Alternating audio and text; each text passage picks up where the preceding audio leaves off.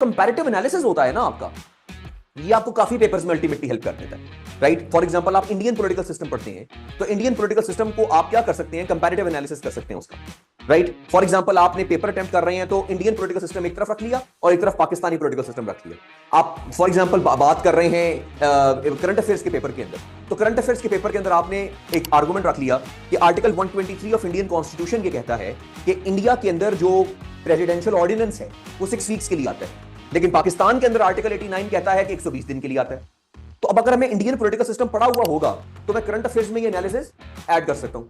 आप गए एकेडमी में, आपने पूरा प्लेटो पढ़ लिया, आप खुश हो गए, पेपर में सवाल ये आया कि is Plato the founding father of fascism. अब आपको कुछ नहीं पता कि उनका उस चीज़ से क्या ताल्लुक है, क्योंकि ये तो सिलेबस में कहीं नहीं। बट ये एक अंडरस्टैंड करने वाली चीज़ थी, जो अगर आप इस थ्योरी को डेप्थ से पढ़ते तो लाजमी ये सवाल बीच में it must have come up.